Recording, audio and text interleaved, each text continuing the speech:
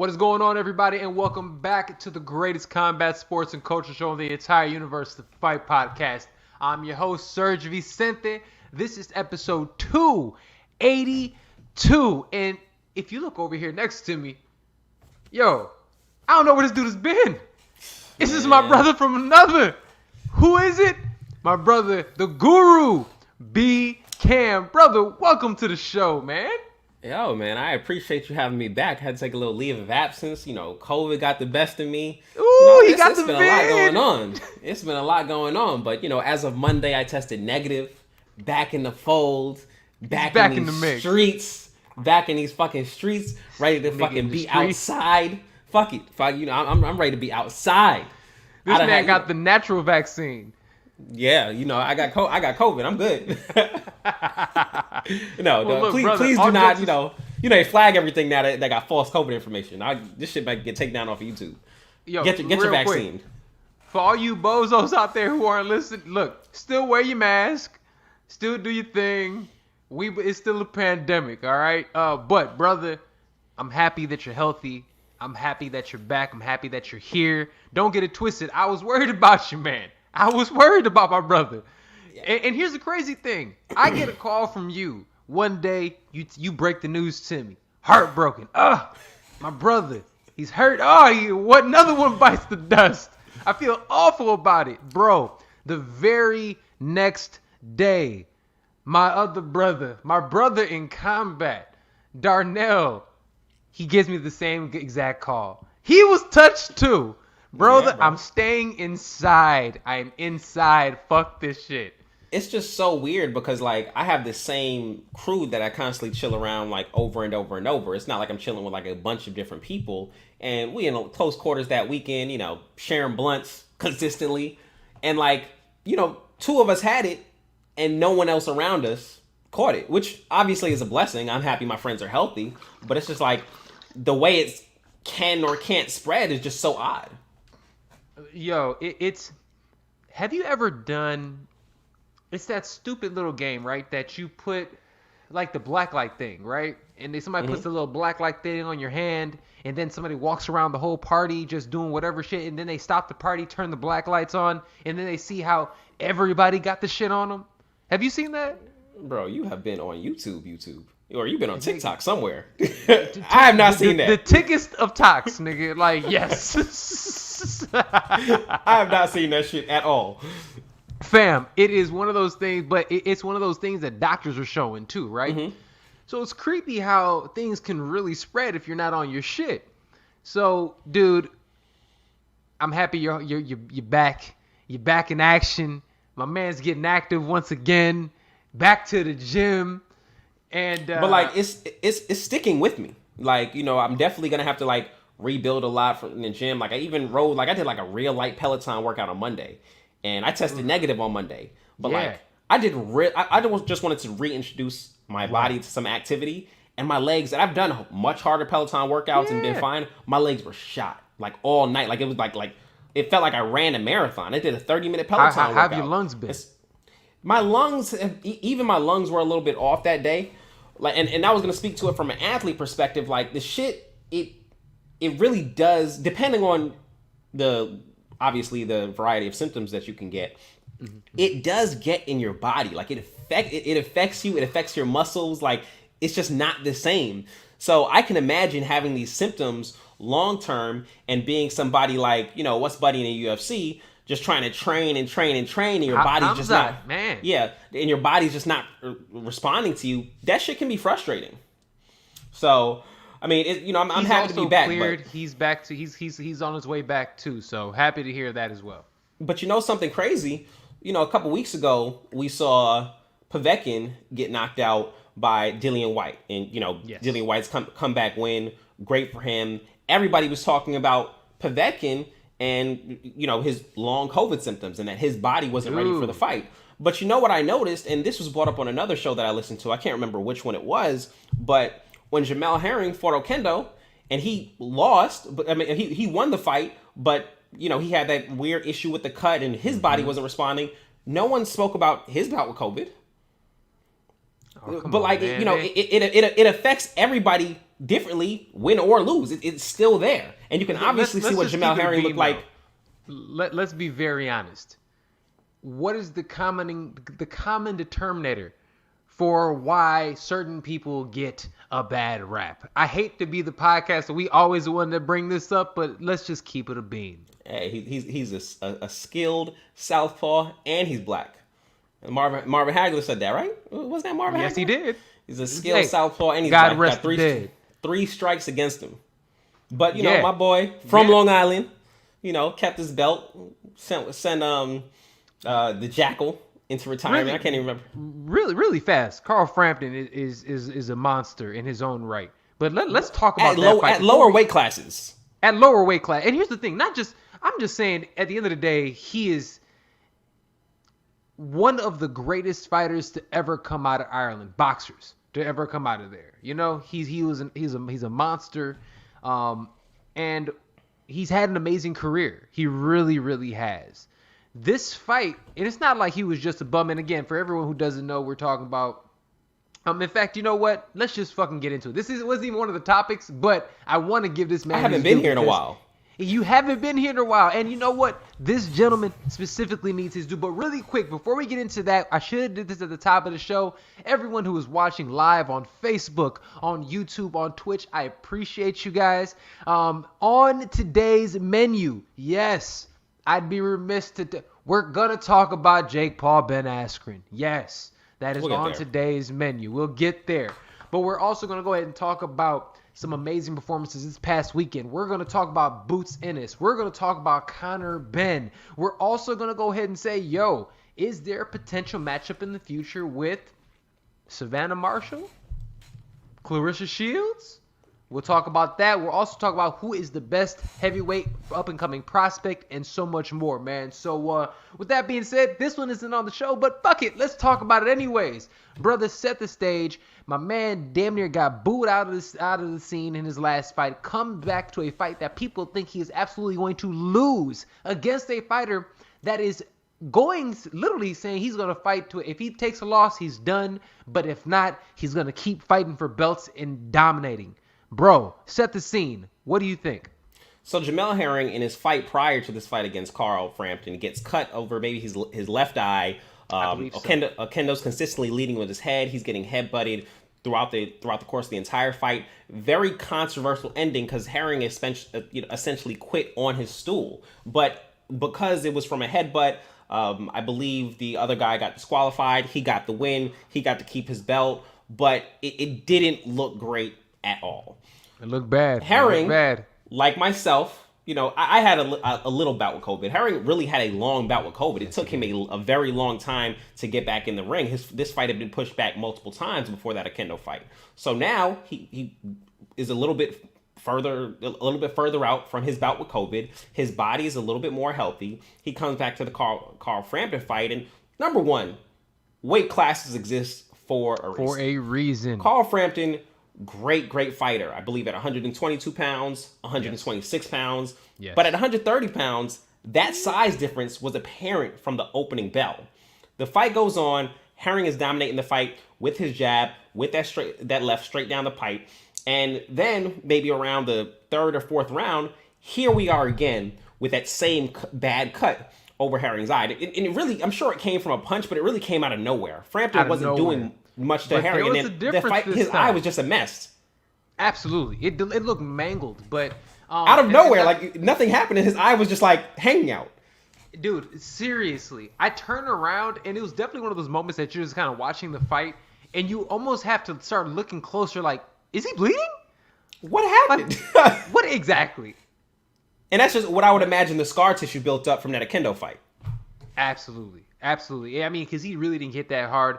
But one thing that I will say I really liked, because a lot of people, for some reason, really questioned his manhood after that Okendo fight. They were really like, yo, this dude isn't the guy. He's a Marine. He's not who we think he is. 2 tours in Iraq. He lost a child, lost his 2-year-old daughter. So, I mean, to SIDS. I mean, this is a guy who's come back from a lot. So, even I had forgot a little bit, and you question his heart when you see what happened with that Okendo fight, when it's out of your mind that this man had like such a long bout with COVID. Absolutely. But now you come to the Carl Frampton fight. When he got cut, did you see it was a different gear that he hit. It seemed like he almost remembered all the shit talk over the last few months and dug even deeper. And you can continue from now, but I just want to highlight that for a second because he really did dig deep and started fighting. Now, Herring is cool. Like, he legitimately is a cool nigga. And I say this based on his Twitter personality. But he be on Twitter, he interacts with the fans, and he's a fan of the sport himself. So he a cool guy. He sees all of this. So when his eye was cut, he's essentially back in the same situation again. No, like, what you saw was not me. Just because that happened to me, that doesn't mean that's the type of fighter I am. Exactly. He showed you what type of fighter he is. He closed the show, sent Frampton into retirement, and gets to hold on to his belt for another day. Now he's in a bit of a weird situation. Great that's performance. Another Great conversation for another day, but an amazing performance from Long Island's own. There it is. Jamal, 2 weeks in a row, Long Island did it. Yo, Long Island, bro, y'all out here holding it down, boy. We are on fire. All right, well, let's move on to this then, because that was a little extra credit for y'all. We weren't even going to talk about that, but we had to talk about Long Island with my Long Island brother sitting right here. Of course. Let's go ahead and talk about this, though, because in my personal opinion, the biggest fight of the weekend was on the boxing end, at least the fight that I cared the most about. And it was Boots Ennis' fight. And he went out there and was fighting Serg Vicente and put on, for all practical purposes, a show. And ended up getting an amazing stoppage finish. B, I'm going to open the floor up to you, man. Let's talk about this fight. How impressed were you with Boots in this matchup? Well, how long have we been beating the drum on Jaron Ennis? We have been beating that Jaron Ennis drum for a while. Real quick, before you continue going, let's just for every...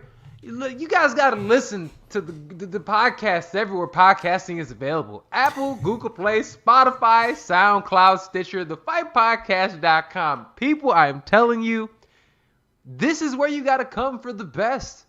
It is the greatest combat sports and culture show in the entire universe. Don't nobody else do it like us. Don't nobody else have the guru, B-Cam, breaking it down. No one has that. We do. No. Check us out. And real quick, before I continue, because I know I didn't want to say nothing because I know if I do, the beehive is gonna come and get me. Because if y'all don't know, Brandon got a beehive. All right. You say anything about Brandon, the beehive is coming for that ass. So beehive, I'm sorry, I have to ask this. You golfing now? This brother got COVID and looked like he went straight to go golfing. What you rocking today, bro? What is that? You know what? So the Masters was just this past weekend. So because I had COVID, I haven't been able to get a haircut. So, I've been looking at myself in the mirror. It doesn't look great. So I'm like, let me show up. I mean, nigga, I don't have natural hair like you. Like, my natural hair is like, your shit looking good. You got a little man bun going on. I don't have that. I just have nigga naps. So, I mean, I had to reschedule my haircut. We'll be back in the game on Friday. But for now, throw a little hat on. The Masters was this past weekend. So, Masters gear, you can only get Masters gear from the Masters. So when I show white people that I've been to the Masters, I get a little bit more respect. It's a good look. So we're going to get some white listeners just because of my hat. There we go. There we go. Hey, Beehive, I apologize. I had to ask the question. Please don't come at me. I'm sorry. All right, continue, my brother. So, yeah, we've been beating the drum on Jaron Ennis for a while now. Kid out of Philly. Jaron Ennis is, how old is he? He is 23 years old. Yes, 20. Is he only 23? 23 years old. Yeah, so Jaron Ennis is 23 years old. He is now 27-0-1. He had his last fight ended terribly in a first round no contest against Chris Van Herden in a fight that he was completely dominating. It was going to look just like it looked on Saturday, where he fought a huge step up fight. This has been the year of the step up. It started on January 2nd with Ryan Garcia. It continued a few weeks ago with Virgil Ortiz. Speaking of somebody who shit the bed, we have to talk about that, brother. We can get to it. It continued with Virgil Ortiz. Now, here we are for Jaron Ennis' big day, and he passed the test with flying colors. Sergey Lipinets, prior to Saturday, he had just one loss against Mikey Garcia. Yes, and there is no shame in that. Mikey Garcia. He he lost a pretty lopsided decision to Mikey Garcia, but he's a good fighter. He sent Lamont Peterson into retirement. Only one loss. Good. Hey, and here's the thing: for those who do not know or remember Lamont Peterson, when Lamont Peterson is a dog. He was in wars. He is an absolute monster. I don't know if you remember his brother. He has a brother who they used to fight on the same card also. Super dope, but Lamont ended up being the one. Dude, I'm telling you, go back. But he literally put that dude in retirement. Says a lot. Big matchup. Lamont was in wars against big punchers. No one did what Lipinets was able to do. And, Peterson was a little bit older, but that's not what we're here to talk about. So, exactly. Jaron Ennis goes in there, and there are levels to this game.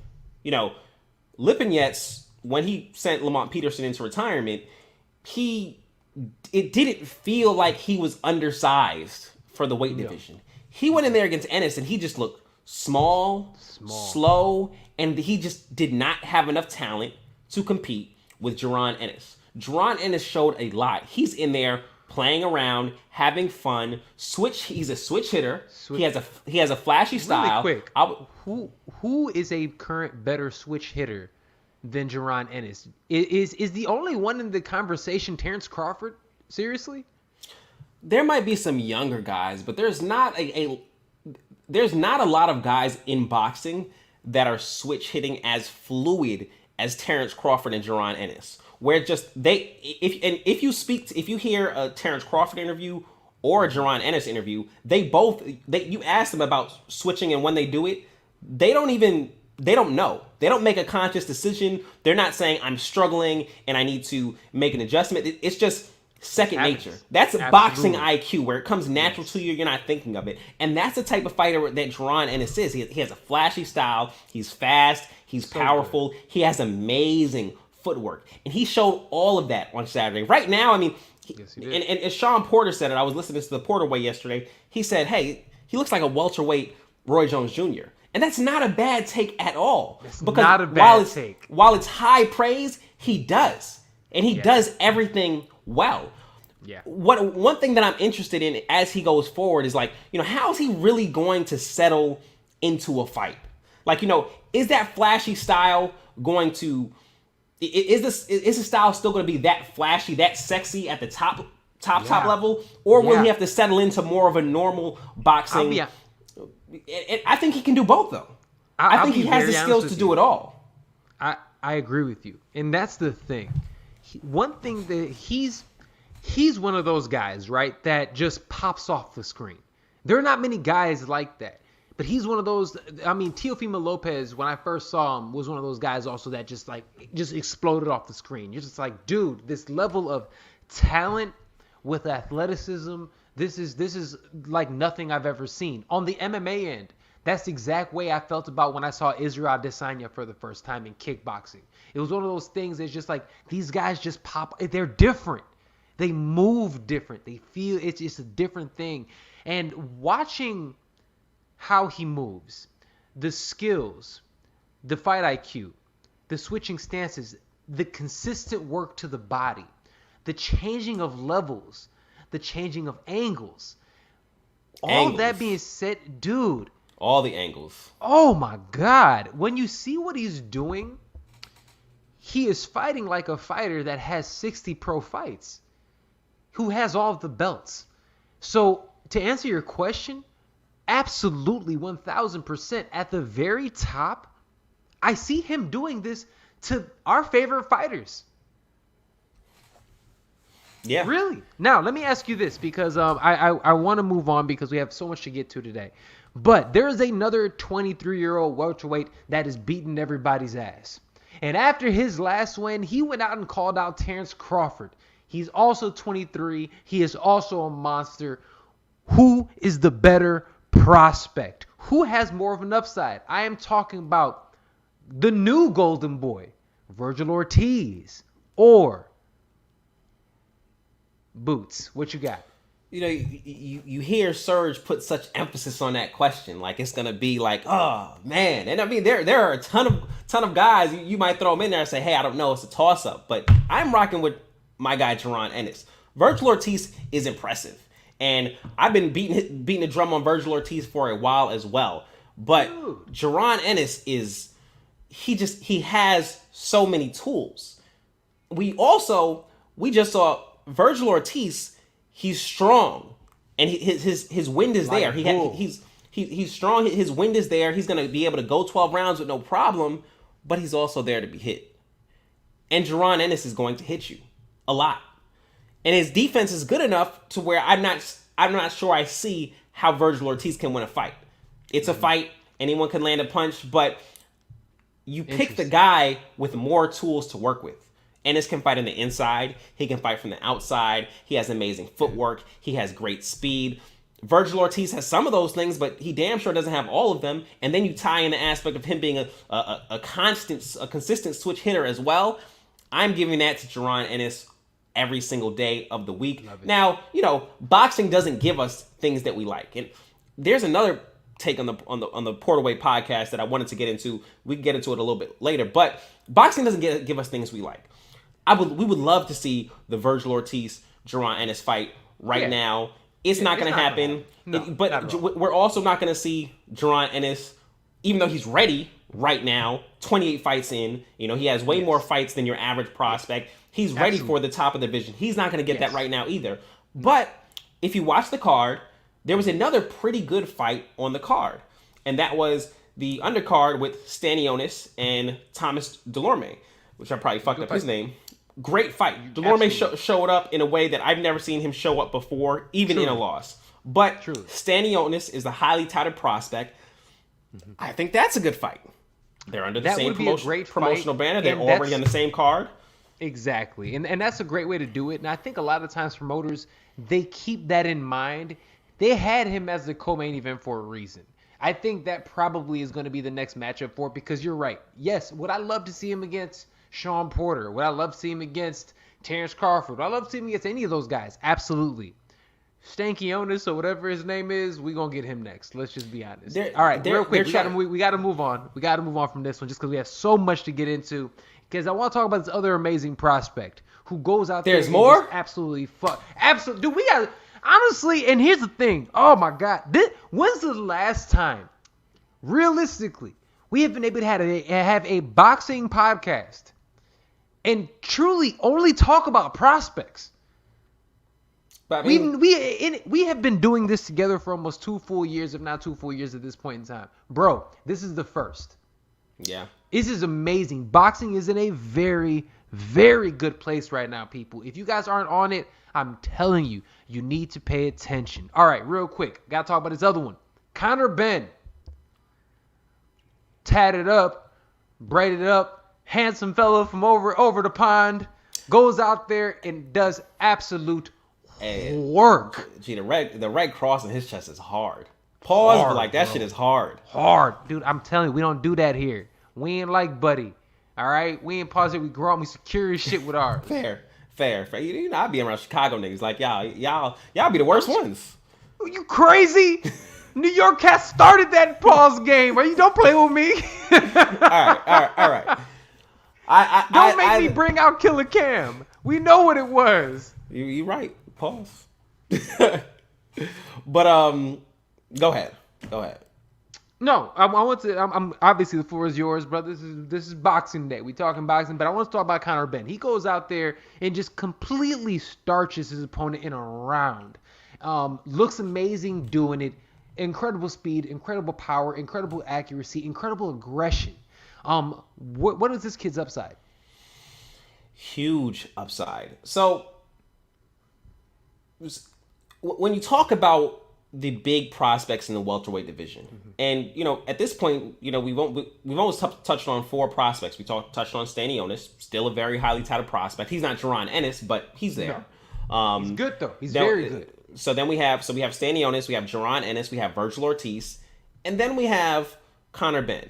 And while the other 3, you'd argue that they're ready for bigger competition right now, I would say the same about Conor Ben, but not at the top level. He's showing everything that he needs to show. Yes. However, a lot of these other guys, they've passed all of their tests with pretty much flying colors. Which he did this weekend. Whereas Conor did. Conor Benn, until his last fight, he looked good, but there were a lot of holes in his game. Then he shows up against Sebastian Formella, and I'm like, this is not the guy that I saw the last fight. This is not the guy that I saw fighting in 2019. A lot of growth between those two fights. Not sure what he was doing. Well, actually, I know what he was doing during the pandemic. He was fucking training. I mean, his defense looked a lot better. His overall game, he looked so much more fluid as a fighter. You could tell that he has grown. Now he was ready to take that next step. So he goes up against Samuel Vargas this weekend. Sam Vargas, he's a guy who's been in there with the best in the division. He put Amir Khan on the floor. He went 7 rounds of Vergil Ortiz. He's not a contender. Let's not confuse him with that. But he's a good measuring stick, a good sort of low-level gatekeeper. Litmus test guy. We did not expect, you may have said, hey, Ben gets him out of there in 8, 10, 6, whatever. You didn't think he would get him out of there in 80 seconds. Ben looked great. Another test passed with flying colors. And the fight that a lot of people are calling for, not going to happen, but someone, like the likes of Amir Khan. Now, when you talk about upside on Conor Benn, he has all the upside in the world. While I don't see him ever being bigger than a guy like Jaron Ennis, but I cannot fucking stand Chris Eubank. I cannot stand that's your boy. Chris your Eubank, buddy. Chris Eubank Jr. It just doesn't work for him. But Conor Benn, he's not as cocky. He's not as cocky. He's well spoken. It works. Absolutely. His swag just works a lot better with the sport of boxing. He looks like a fucking monster.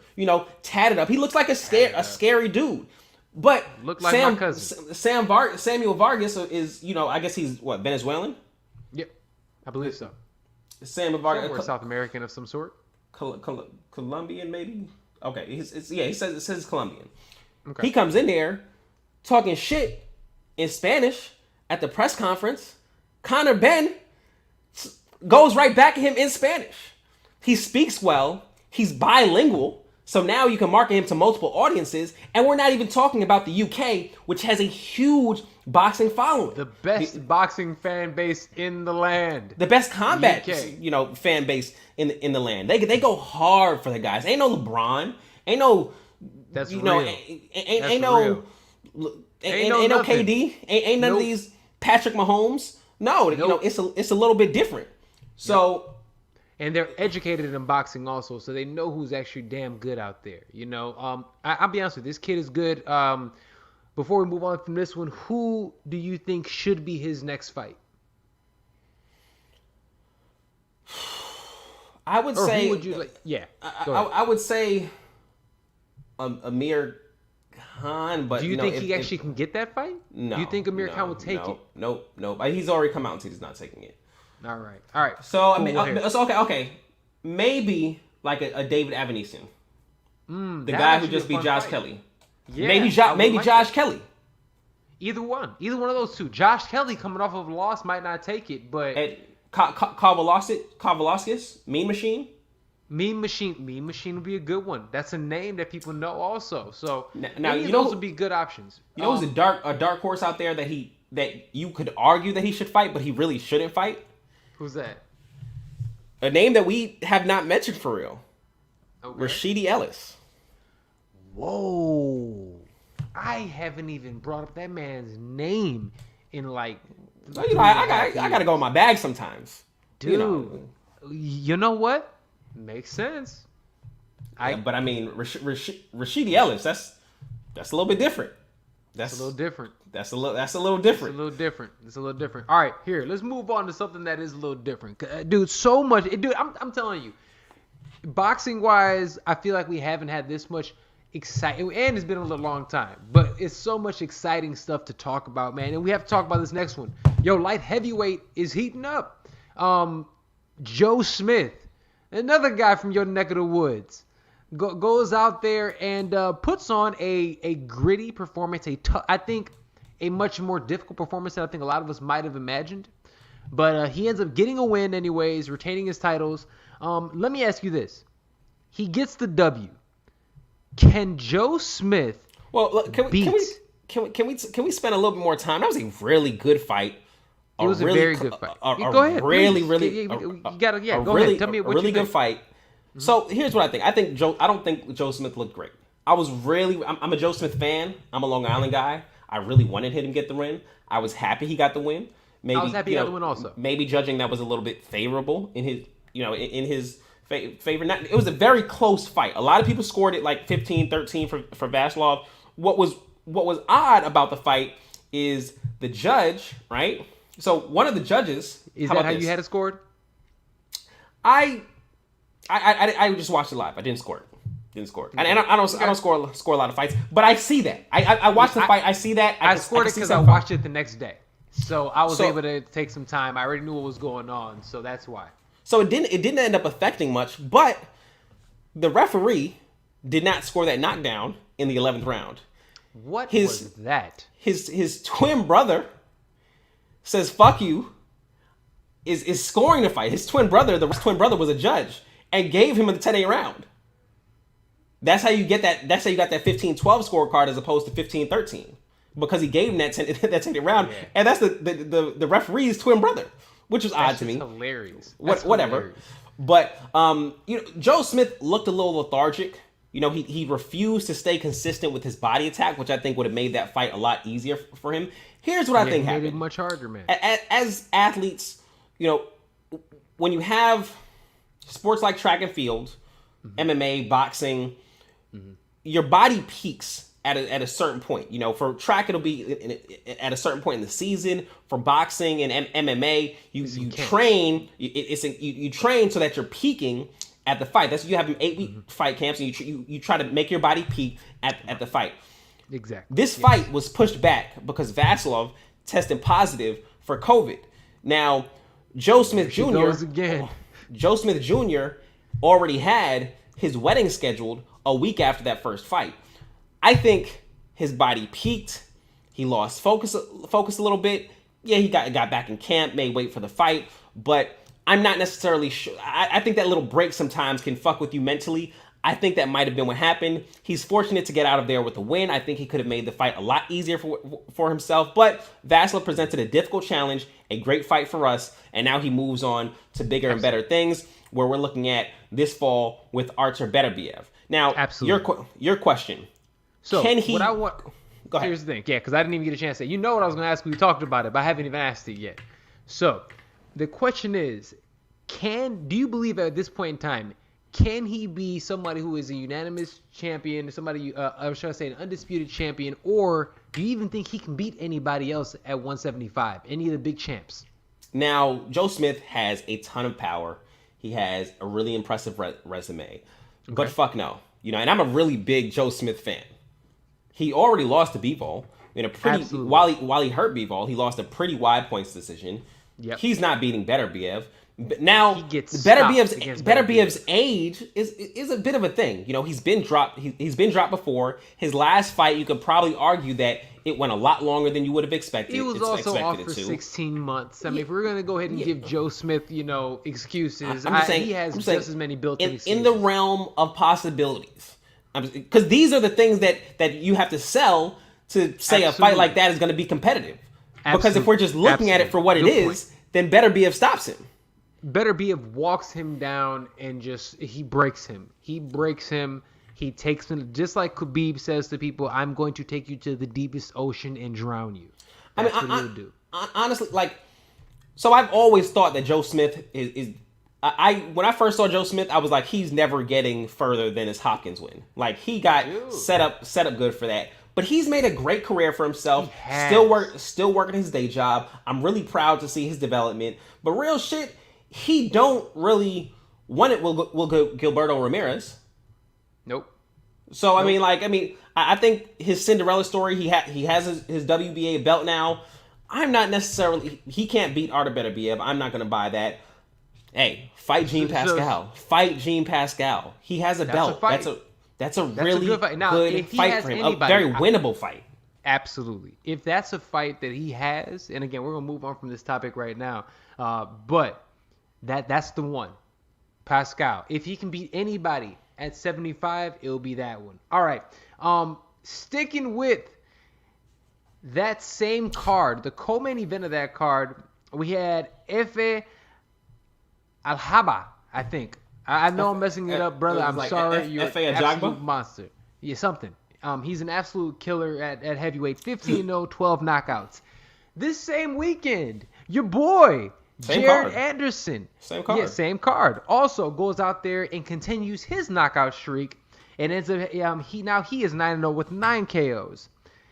This kid Anderson, man, 9 wins as a pro. 7 of them have been since the beginning of 2020. Absolute killer this kid is. And so is Efe. My question to you is this. These are 2 up-and-coming prospects in the heavyweight division. Who, in your opinion, is the better prospect? So, who is the better prospect at this point? You have to say Efe, just because he's been tested a lot more. He's just a prospect that's much further along in his career and his development. I think this might have been Jaron Anderson's first 8-round fight. Yep. So Efe's been fighting 10-round fights since his 10th win, and he has 15 wins. Yeah. So he's just much further along in his development process. He's been tested, he's been dropped, he's gotten up off the canvas to come back and win the fight. I like Efe to go a little bit further. You know, I think Jaron Anderson, and maybe I'm a little. You call me a Jaron Anderson hater. You are, and I'm gonna tell everybody why in a second. Skills pay the bills, and he's more skillful than Efe. He has more tools in his toolbox. However, I think he lacks the one-punch power that Efe has. I think that matters in the heavyweight division a lot more. How can you say that? I don't understand how you can say that. It makes 0 sense. 9 knockouts, 5 of them in the first round. How can you say these things? It makes no sense, and that's why I say the only possible explanation is hating, because at the end of the day, you literally just said we were talking about prospects with Boost Ennis against VERGIL ORTIZ. You have to pick the guy who has the skills. You literally just said that when you're talking about 2 other prospects. So you're going to contradict yourself when you're coming down here against a guy who fights like Lurch. The dude just walks forward, and he's a heavy puncher, and I give him props for that. But at the end of the day, how can there's no way. This other person has way more skill set. Better footwork, yes, he has had a much shorter career. But when I'm talking about the eye test, we're talking about people who are popping off the screen. He is popping off the screen in a way that is like, wow, this kid has a lot of skills. You said he was undersized. This kid is almost 6'5". You said he doesn't have knockout power. He has not. What are you talking about when you're talking about this guy? I'm not seeing it, Serge. You asked me my opinion. I don't understand. I like Jaron Anderson, but what I'm seeing in today's heavyweight division, I just don't think he has the power to compete at the top level. How can you say that? Yes, he can get guys out of there now. He's 9-0, fighting nobodies in 4, 6, and 8 round fights. That's fine. You know what you say? That's what you're supposed to. That's what you're supposed. Only time will tell. That's what you're supposed to do at this level, and only time will tell. You're so right when you say that. But I know that Efe has the power to at least compete power-wise at the top level. I like Anderson's skills a lot better, and I know we're going to differ out. I like Anderson's skills, but I think the lack of power could be the fall for him in the heavyweight division. How can you say somebody who has everybody gets knocked out in the first round? Mm-hmm. You can't keep saying that. You can't. You got to say, oh, here's what you can say. I just have to see his power against here, but it seems like he has it. That's a reasonable thing. He looks like he got the power, but you're saying he doesn't have it, which doesn't make sense. I think it's just like it blows my mind to sit there and say that somebody doesn't have power.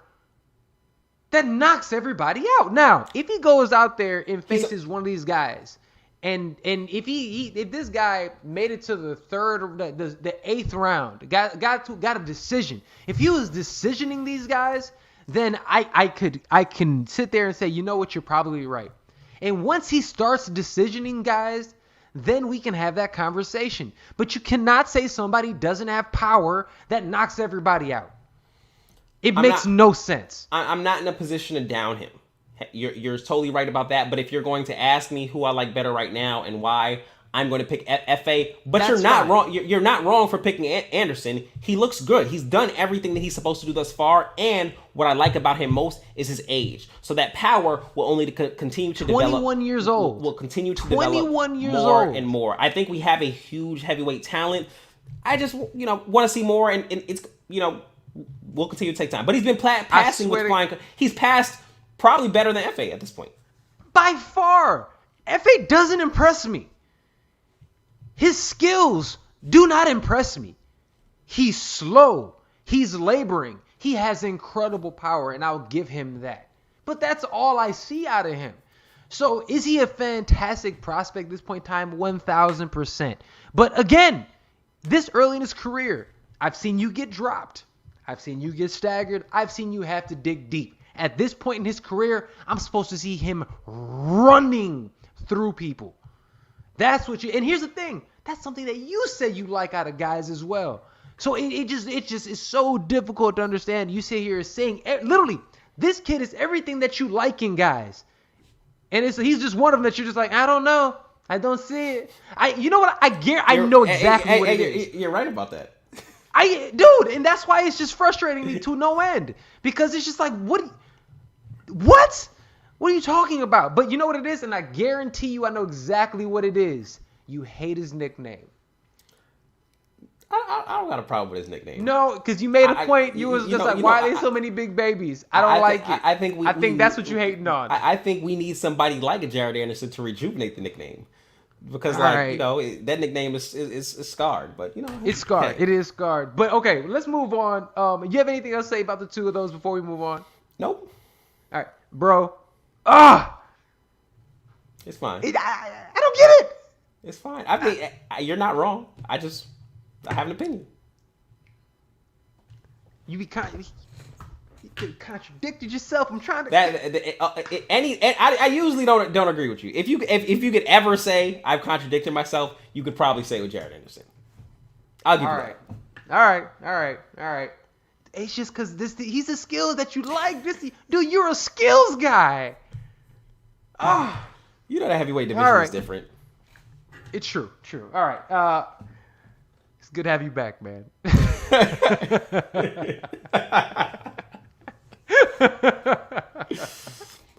All right. Moving right along to somebody else that we love, Clarissa Shields. So somebody else that I love. That he loves. She has her PFL fight coming up in about 2 weeks, but Savannah Marshall. 2 weeks? No. It's June 10th. June 10th. I'm sorry. I'm off on time. Savannah Marshall, the only woman who actually beat Clarissa Shields in 2012 in the amateurs. She goes out there and gets a big win, knockout win. Actually looked good doing this past weekend. The question I have for you, bruh.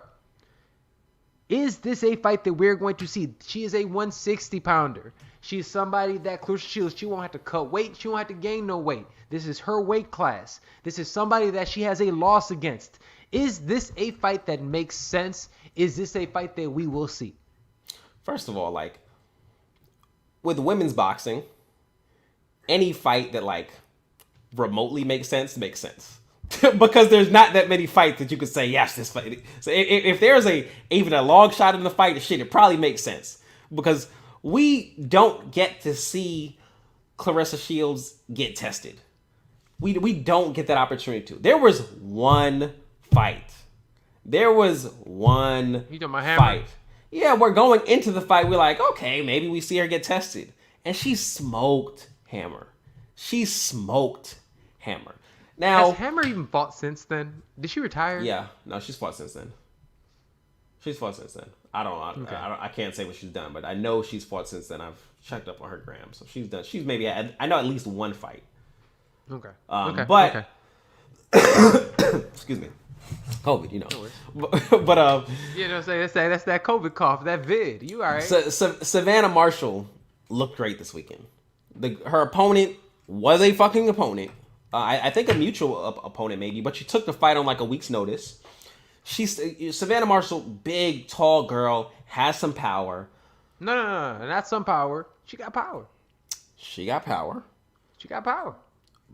But I mean, she got a couple slow. of knockouts in a row. She be stopping girls. She be stopping girls. Clarissa Shields has like one stop. No, like, we ain't talking about that yet. Let's keep on Savannah. Let's keep on Savannah. Well, I'm just as comparison to both. Savannah Marshall has 8 knockouts in 10 wins. So she be stopping girls. She does have power. Fighting style, a bit like Tyson Fury. She's trained by Peter Fury, I believe. So I guess that's the father of Tyson Fury. Yep. And you can see the Tyson Fury swag, the little hand feints, the little swag. You see that when you watch Savannah Marshall fight. But speed kills, buddy. Clarissa Shields, her speed will be the difference in that fight. I think she lost to her before. It wasn't the difference before. In 2012, Serge.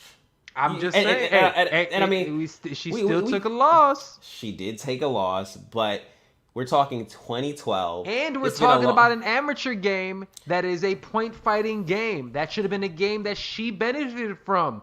The professional game is more of a power game, the game that Savannah actually benefits from. So, me personally, this is not as a open and shut case as a lot of us want to make it out to be. Oh, it's not open and shut case for anybody. I mean, boxing Twitter is very split on this. Steve Kim went out there and said, "Oh, the GOAT just got a knockout." Talk about Savannah Marshall. Excuse me, sir. Excuse me, sir. We talking about Clarissa Shields been undisputed in 2 weight classes. It doesn't, dude. How are you gonna care? We just need to stop calling her the GOAT. I am tired of it. Let it be. You ain't the GOAT or nothing. She came up with the nickname, and she has every reason to be called that nickname. The same way you mad about Jaron. You cannot be a GOAT of anything with 10 fights. She's undisputed. She has two gold medals, undisputed in two weight classes. Two gold medals in Olympics where Savannah Marshall lost. And now you're telling me that Savannah Marshall is going to beat Clarissa Shields. 10 fights. I didn't say that. I'm just saying, and that's for anybody. Anybody.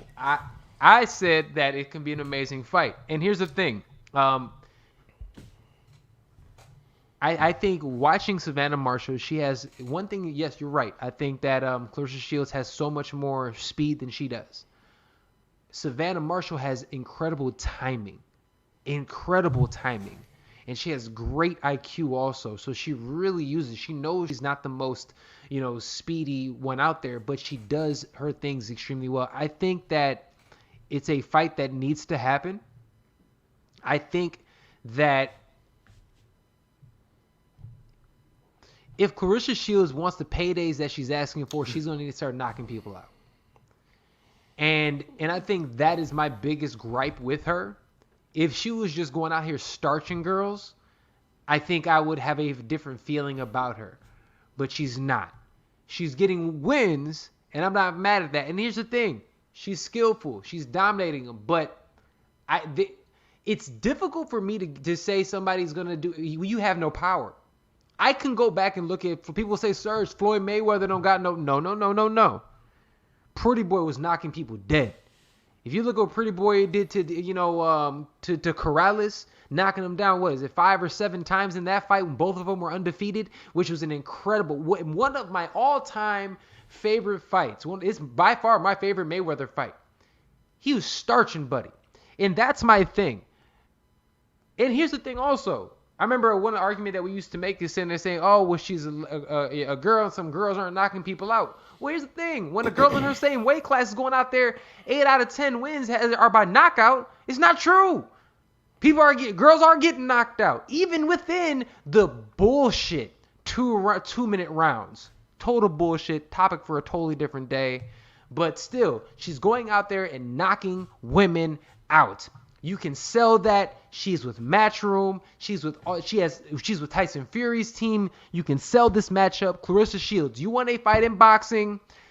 Come get some. This is the one to make. I really want to see this fight happen. I think it could be a fantastic, fantastic event. Oh, we got to move on though soon. Go ahead. Clarissa Shields won a title in her 3rd fight. Savannah Marshall has 1 belt and is stacking up names of girls with losing records.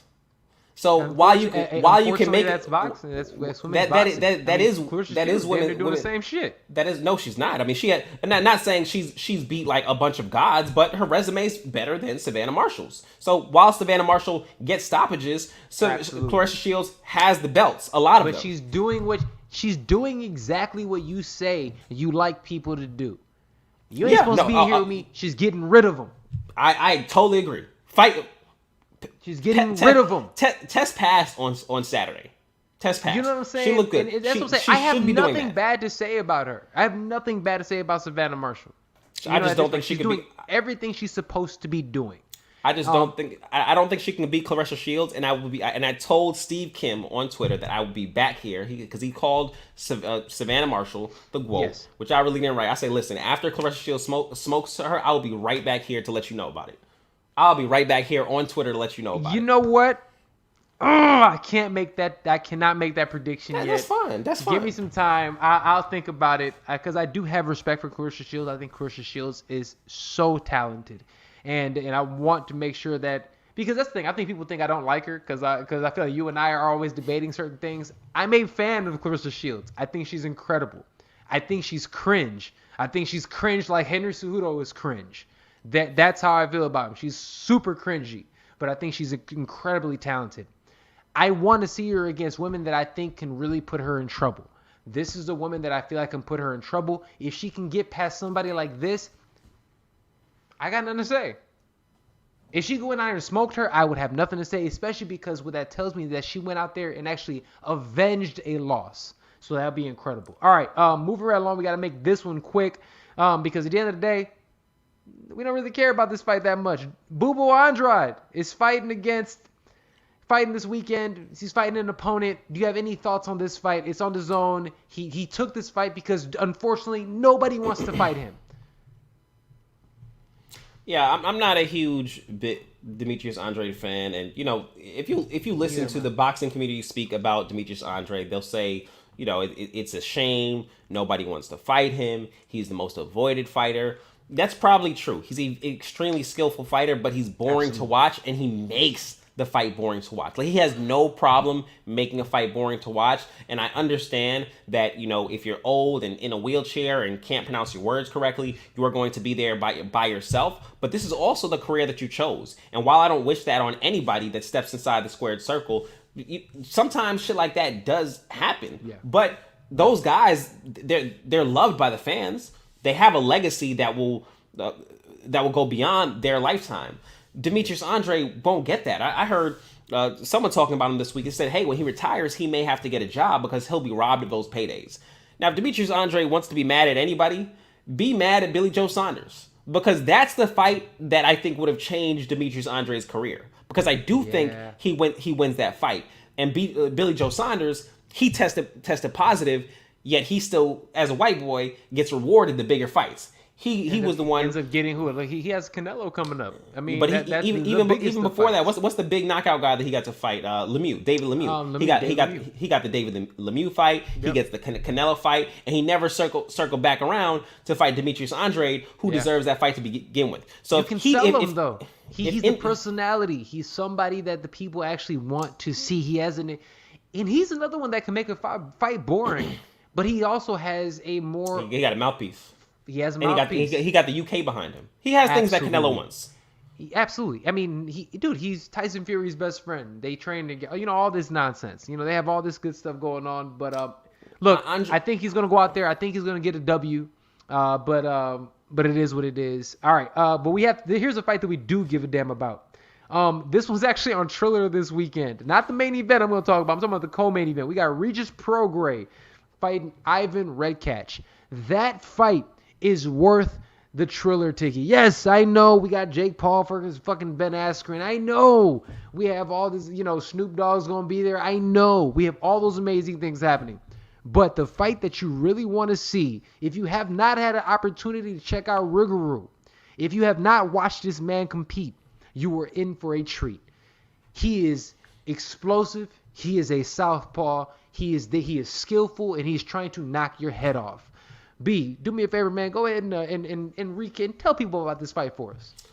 I mean, Regis Prograis, the Rougarou, fighting out of New Orleans, is the number 3, probably ranked super lightweight junior welterweight at 140 pounds. He has one loss to Josh Taylor, who will be fighting for the undisputed 140 pound title. And I think this is a stay busy fight. One of the fights of the year in 2019. Absolutely, and this is a stay busy fight for Regis Prograis, so he can probably try and position himself for the winner of that Josh Taylor Jose Ramirez fight. Cannot wait. And that's a whole nother conversation. But yeah, he's must see. He gets knockouts. He's consistently improving his game. Works really hard in the gym. Missed weight for his last fight.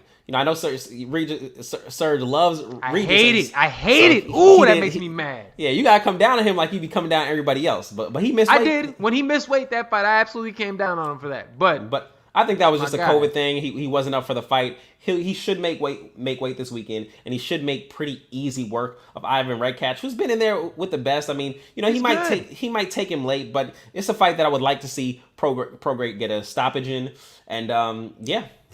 Nice. That's about that. Well, I think that one's going to be great. I was thinking between around 8 and 10 round stoppage. I think it'll be, like I said, that's what I'm thinking for that fight. I think it'll be around there. But it should be a good fight. The main event, obviously, Jake Paul versus Ben Askren. People are excited about it. Some people don't care. I'm in the middle because I kind of have to care, but at the same time, I don't really give a damn. You can't look away. I can't look away. It's a train wreck. It's crazy. And especially when you got Jake Paul doing the most sus, partner yoga and his thing today. It was weird. It's weird. But the fight itself is I don't even know what to say about this thing. Look, it's a guy who I think that Jake Paul legitimately has skills. I do. I don't want to take that away from him. I think he has pretty good timing, and from what I'm understanding, he's when you're athletic, you're big, and you have good timing and power, it can go a long way. Is he? And it's one of the MMA fighters that saw him said it. Is he? Masvidal said it. Masvidal went out there and said, can he beat like a Zab Judah or somebody at the top of the game? No. But, can he beat that guy up? Probably, type of thing. You know what I mean? This fight goes one of two ways. Either A, Jake Paul starches Ben Askren right at the beginning of the fight, because Ben Askren, we forget, in 2020, he just had hip surgery. He's coming fresh off of hip surgery, and he's never been a striker. But what he is a competitor, and he's an athlete. He is somebody that is a multiple-time national champion in collegiate wrestling. He is somebody who he made the Olympic team. He is a multiple-time world champion and two of the biggest MMA organization champions in the world. So is he a competitor? Is he a combat sports athlete? Yes. But he's also somebody who's really come out of retirement to make some money in the UFC. And now he's coming out of retirement again to make some money fighting this kid. Either one of two things happens. He gets starched early, or he takes Jake Paul into deep waters, gets him tired, and beats him up. Another Jake Paul knockout. He's so obnoxious, bro. I just need him to go away. But it's funny. It works in some way, shape, or form. It's working for some people. I mean, you starch a known athlete like that in a big spot, which he did. I mean, the Jake Paul show continues. He has something to offer. A lot of people are saying good things about him, but they're promoting the fight. We'll see. We will see. I'm not in a position to make a call on this fight. It is what it is, man. It's one of those fights. We'll see what happens. But check it out. We got to get out of here, run out of time. But we have had some amazing fights. Last Saturday's card was great. Before we get out of here, rest in peace, salute to DMX. Much love, man. That one hurt. So go ahead and listen to some DMX. Check out the fights this weekend. Some amazing fights. Check us out. B-Cam, Guru. Thank you, my brother, for joining us on the show today. Really fast, where can they find you? They can find me on Instagram. I don't even have the Instagram app on my phone at this point, but I'll still be checking on my iPad. You can find me on Instagram at BCam13, BCam with 2 M's, and you can find me on Twitter at BCamThinks. There it is. Well, thank you guys for listening, everybody, everywhere, Facebook, YouTube, Twitch. I appreciate you guys. This is episode 282 of the Fight Podcast. We love you guys. We'll see you next time right here on the show. Peace out.